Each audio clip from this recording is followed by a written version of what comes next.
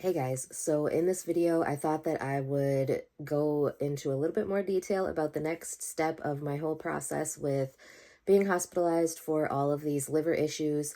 So I've already talked about in a different video my first experience in the emergency room at the hospital I work at, then my next experience at the hospital where I went to the emergency room after being seen twice at the hospital I work at for this same issue and got admitted at this other hospital, then got discharged, and they had told me that it was a virus and that I would just have to, quote, ride it out and wait for my symptoms to let up. So let's talk about what happened after that and how I ended up back in the emergency room. So I got discharged and from this second hospital that was about 45 minutes away from my house. I got discharged from that hospital, and like I said, they had told me it was a viral problem and that there was really no medicine that they could give me that would help with my symptoms or anything like that. They did send me home with Zofran, and they told me to basically take NSAIDs, which are like your ibuprofens, your Tylenols, things like that,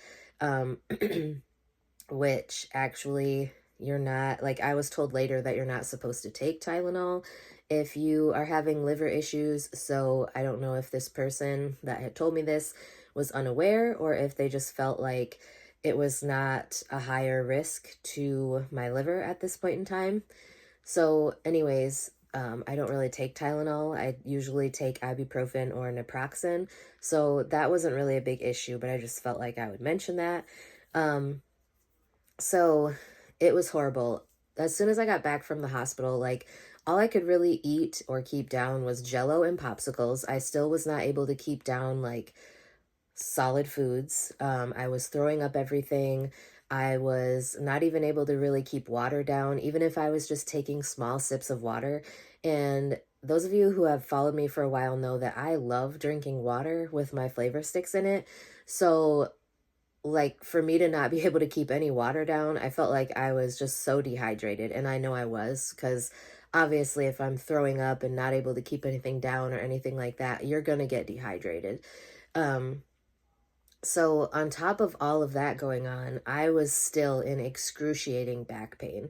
Um, it would start honestly in my upper abdomen area, like right under my breasts, and it would radiate to my back, and it was so horrible.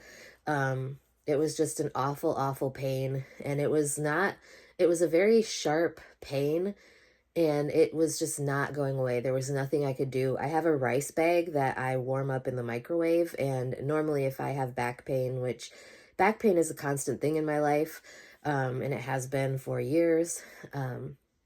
Normally with the rice bag, if I warm it up for like 5 minutes, it will at least alleviate some of my back pain, but it was not helping at all while I was going through this. And I just, I was kind of at my wit's end. I didn't really know what would help. I will say that normally if the rice bag doesn't work, I can go take like a super hot shower and just let the water hit my back in the areas where it's hurting, and that will help.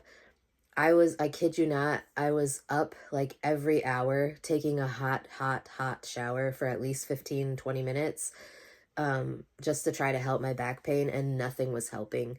And I mean, I was trying so hard to just ride it out as they told me to, because I just kept telling myself, if it's viral and there's nothing they can do about it, then, going into another hospital or going back to the emergency room isn't going to help me at all either, because they're just going to tell me the same thing. Well, thankfully, after hours and hours and almost 24 hours of excruciating pain and me still not being able to keep anything down, my godmother suggested that we go back to the emergency room, and she was going to let me choose whether I wanted to go to the hospital that I work at or the hospital that I had just gotten discharged from. I chose to go back to the emergency room at the hospital that I work at because it was closer. So, like, the hospital that I work at is about 15, maybe 20 minutes tops from where I live. Whereas the hospital that I had just gotten discharged from, like I said, is about 45 minutes away. And so I chose to go and just hope that that same doctor that had told me it was all anxiety and to just go home and take an anxiety medication and I would be fine. I was just hoping and crossing my fingers and praying that he was not the one that would be there when I showed up in the ER. And thankfully he was not. This doctor that was there the second time that I went in, well, the third time that I was in the ER for this problem at the hospital I work at, he was so much more helpful. And right away, he wanted more imaging done, additional blood work to be done. My liver enzymes were still sky high, and he ended up, like within 45 minutes of me being there, he came into my room and he was like, so your liver enzymes are really high and there's not really anything that we can do here for that. So I want to transfer you to another hospital. So for those of you who don't know, I live in a small area in the Upper Peninsula of Michigan. It's very rural, and we don't really have the capability at the hospital that I work at to care for the more critical or serious medical conditions. So we normally send people out to a bigger facility. The closest one is about 2 hours away. And I told him that I preferred to go to the hospital in Petoskey, which is where I did end up being transferred to. They accepted me. I just had to wait for a bed down there to become available, but I chose to be down there just because I've heard bad things about the other hospital that he had mentioned. And plus, my mom and stepdad live down there. They don't live in Petoskey, but they live in the surrounding area. And so I just felt like it would make more sense for me to be down there where, you know, my godmother wouldn't have to like get a hotel room, or I wouldn't have to be down there alone. I could have my mom or my stepdad or both of them be there, which is what ended up happening. So after he had told me that, I was basically stuck there overnight in the emergency room because the hospital that I work at, we do not have very many beds on our med-surg floor, and they were full. So there was myself and like 2 other people that night that were waiting to be transferred out.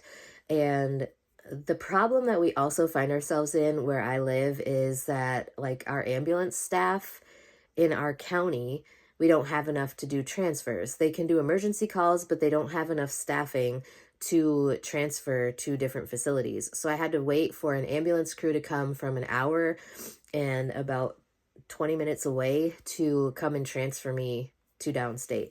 So, that was another problem. 1, we had to wait for a bed to open up, and 2, we had to wait for the ambulance. So during this time, I was trying my best to get any sort of rest, which is obviously very difficult when you're in the emergency room. I was also like, our emergency room is pretty small. We don't even have real walls separating our beds. They're like temporary walls that were put up during COVID. It used to just be like, when I was growing up, the emergency room used to just be like the curtains that you pull around for walls. Like now, because of COVID, they had put up these temporary walls that they can move. But yeah. Anyways, I ended up getting transferred down to that other facility, and that's where my story continues. So if you're interested in hearing what happened at the other facility, I do have a couple of vlogs that I would have already posted while I was a patient there, but I will go into more detail in another video, giving you guys more information about what actually happened throughout my hospitalization at that third facility. It was definitely very much of a roller coaster ride of craziness, and that's about all I can say about that. But anyways, thankfully this second provider was very much more helpful than the first. I still can't believe that that provider was so unhelpful to the point where like he literally told me it was anxiety and to go home and I'd be fine, when like I was in liver failure. I don't understand how that can be anxiety. But anyways, that is it for today's video. If you guys have any questions or anything you would like me to cover in a future video, let me know and I would be glad to get something filmed for you. And with that being said, I will talk to you guys next time.